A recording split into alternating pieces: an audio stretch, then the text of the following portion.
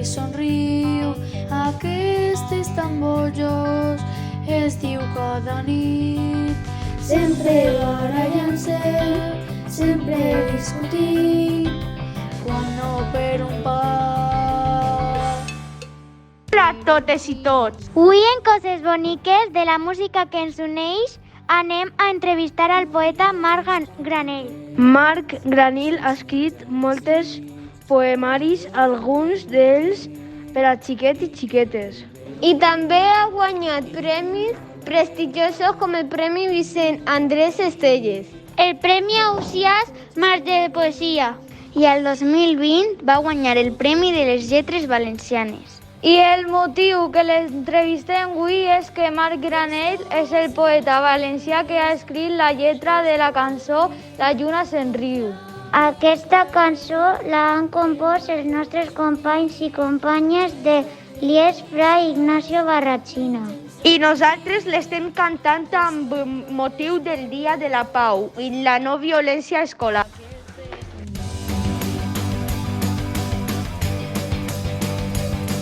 La lluna allà dalt ens mira i somriu.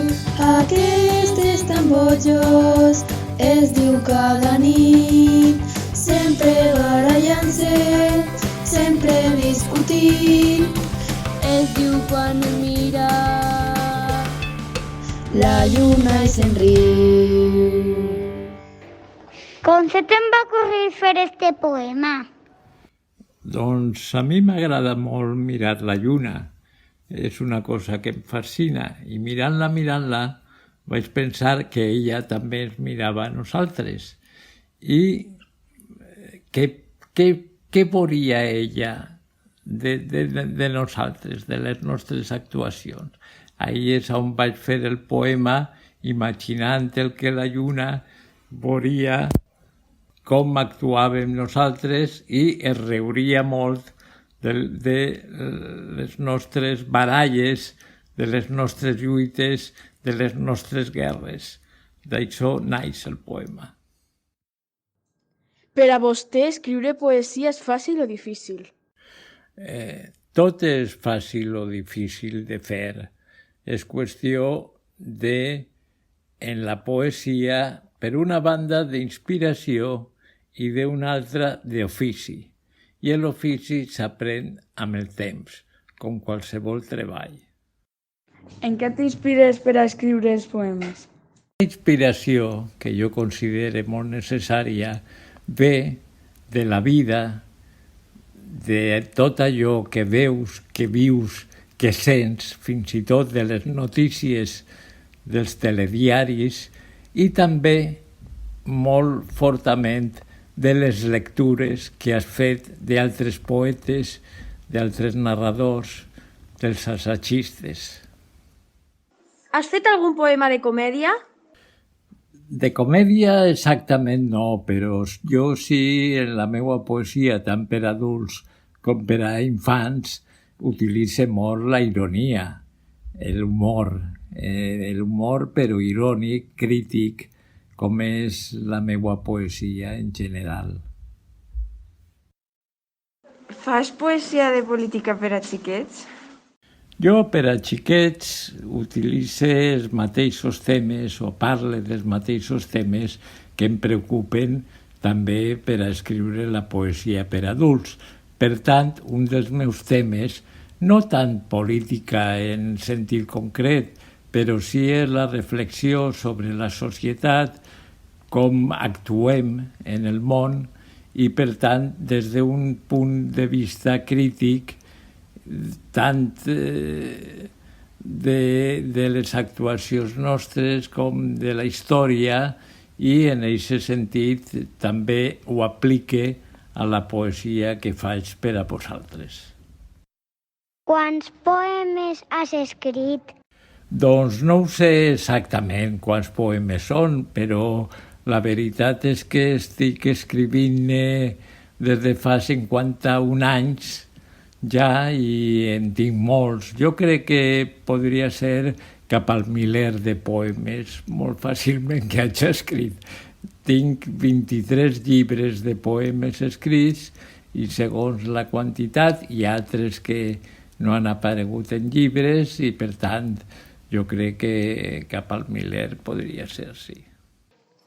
Quin és el poema que més t'ha costat d'escriure?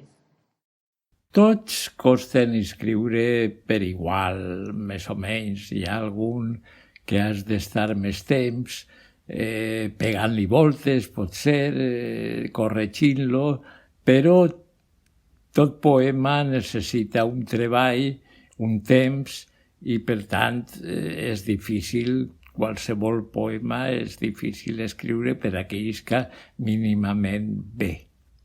T'has inspirat en algú?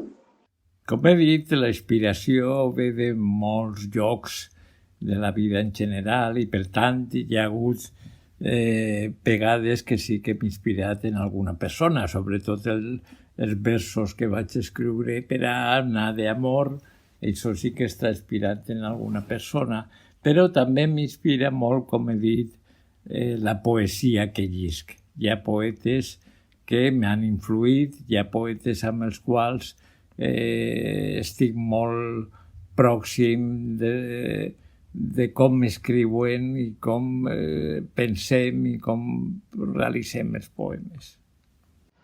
Quan vas començar a escriure poemes? Doncs vaig començar a escriure poemes en el col·legi, en l'any 68, per això dic que ja són molts anys que vaig escrivint. Un dia de pluja que no eixíem al pati a fer l'esbarjo i aleshores em vaig sentir un poc aïllat amb els companys de la classe i com apreníem aleshores la poesia des de com se feien les estrofes, el tipus d'estrofes i tal, vaig sentir la necessitat d'explicar aquesta sensació que jo tenia, aquests sentiments, aquesta emoció a través d'un poema, que era una lira, i per suposat en aquella època i durant molts anys en castellà. Va ser el primer poema que vas escriure? Recorde el d'eixe dia, precisament. El que passa és que no el recorde molt bé què expressava, però no el tinc. A partir d'ahir sí que vaig començar a guardar tots els poemes i els tinc des de pràcticament aleshores, però justament aquest primer poema no el tinc, però sí que el recorde moltíssim i la situació que me'l va fer escriure i la sensació que vaig tindre en escriure'l. Per què ets vols fer poeta? Aquest és el gran misteri. Per què algunes persones es dediquen a escriure o es dediquen a pintar o es dediquen a fer música, qualsevol art. Jo crec que això ve d'un sentiment, d'una sensació de necessitat de comunicació d'alguna cosa que notes que no va bé respecte a tu mateix i respecte al món i que vols comunicar-la, vols expressar-la.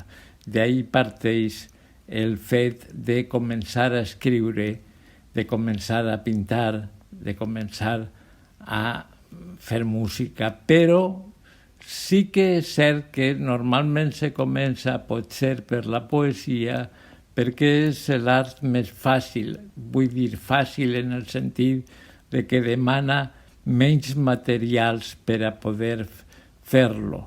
I aleshores el poema, molts adolescents, jo vaig començar als 15 anys justament, a escriure, molts adolescents comencen a escriure, a expressar aquests sentiments. Clar, no tots continuen fent-ho, ni moltíssim menys. Això ja sí que fer-se poeta després, amb els anys, mantenir l'ofici, diguem-ne, és ja qüestió de vida, de la possibilitat de conèixer altres amics que també ho siguen, que també comencen a escriure i anar fent en ells el camí de la literatura, de la poesia i de la vida. Quants premis has guanyat? D'eixos premis que un se presenta en un llibre, n'he guanyat en realitat un parell només. El que passa és que al llarg dels anys m'han donat, diguem-ne, premis com els de la crítica, que és a llibre ja fet, o premis de reconeixement a tota una trajectòria, i aquests premis doncs, no és que tu te presentes per a guanyar-los, sinó que te'ls donen com a reconeixement de l'obra que ja s'està fent, però en realitat d'aquests premis que un se presenta n'he guanyat el Vicent Andrés Estellés de l'any 76 dels Premis Octubre i el Premi Ausiàs Marc de l'Ajuntament de Gandia en l'any 79. Qui és el premi que més t'ha costat? Doncs no, en realitat d'aquests dos premis, el primer és costar, no, costar, és tindre també sort. Tot premi és un poc una injustícia de base i aleshores tu quan te presentes ja saps a què te presentes.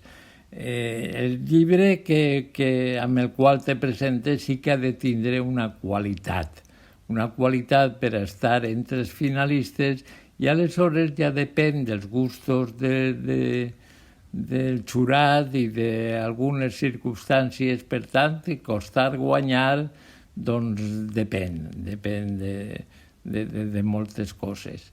I els altres, els que te donen com a reconeixement, doncs el que costa és mantenir-se escrivint, ser fidel a un mateix i tindre una qualitat suficient per a que a la gent li sembli que t'ha de reconèixer amb aquests premis. Què fa que tingues ganes de fer poesia? Poesia no s'escriu contínuament. La poesia te ve ella. Tu no la pots buscar. Per això parle sempre que hi ha una part fonamental per escriure-la, que és la inspiració, que són moments, temporades, diguem-ne, que necessites expressar, que sí que te venen aquestes sensacions, la realitat te diu versos, te crida a ella a que la expresses. I, per tant, això és el que te fa escriure en aquests moments poesia. Després passa fins i tot anys que no necessites escriure-la. Jo he passat també anys que no escric poemes, però en realitat és això. La realitat és la que te crida a que tu la expresses, la realitat exterior i la realitat interior, però no és continu. Així com la prosa, els escriptors de prosa sí que és d'una altra manera. Ells sí que busquen el conte, la narració, sí que s'hi han de posar a treballar més que no el poeta que ha d'esperar a que les muses, com jo les anomeno, te vinguen i te facin escriure el poema. Pots dir-nos un poquet de l'últim poema que has escrit? Doncs l'últim poema que he escrit és fa uns dies, només, un poema que vaig fer, com molts em faig passejant per la ciutat, per València, com faig també molts matins, i aleshores és un poema que es titula Un garatge ben salvatge, que fa referència a la quantitat immensa de vehicles de tot tipus, cotxes, camions, furgonetes, bicicletes, patinets, etc., que van per la ciutat i, per tant, aparquen en les voreres i no te deixen passar, i és un poema, com sempre, crític i humorístic en el meu estil. Hola, Marc! A les nostres entrevistes sempre acabem demanant 3 coses. Un llibre, un joc per a viatjar i una cançó. Quines són les teues eleccions? Sempre és difícil triar, per suposat, quin llibre, quin viatge, quina cançó és la que més t'agrada. n'hi ha tantíssims, però jo pensaria com un llibre, estos dies he estat pensant en ell i recordant-lo, un llibre que m'ha agradat molt, dels primers que vaig llegir, que és de Mark Twain, un autor del segle XIX americà, que es diu Un yanqui en la cort del rei Artur, que és molt divertit i molt imaginatiu i planteja la relació de la història, del temps, amb molta intel·ligència. Com a viatge també n'hi ha molts, n'he fet no massa, però alguns.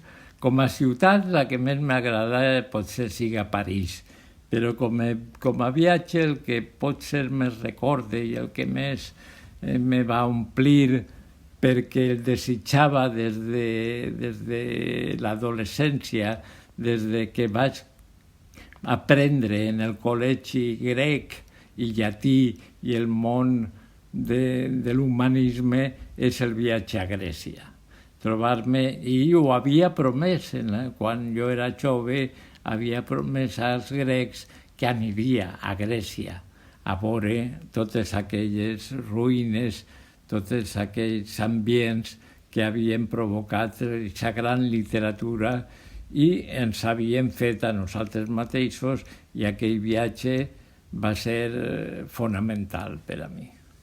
I com a cançó també n'hi ha moltíssimes. A mi m'agrada molt la música, jo considero que és l'art més excels, més difícil que hi ha. El segon crec que és la poesia, que és molt semblant a la música, encara que en paraules, però i m'agraden cançons de molts estils, a més, però per dir-ne una, que a més la lletra és del nostre gran poeta Ausiàs March, diria Veles e Vents de Raimon. Moltíssimes gràcies, Marc. Ha sigut un autèntic plaer. Us deixem en la cançó que ens ha recomanat el poeta Marc Granell. Veles e vents han mos desig complir, faen camins dubtosos per la mar. Mestre i ponent contra d'ells veig armar, xaloc llevant los deuen subvenir, a llurs amics lo grec e lo millor. Fent humils precs al vent tramuntanal, que en son bufar l'oceà parcial, e que tots cinc complesquen mon retorn. Bollirà el mar com la cassola en forn, mudant color a l'estat natural, e mostrarà voler tot a res mal, que sobre si atur un punt al jorn. Grans e pocs peixos records correran,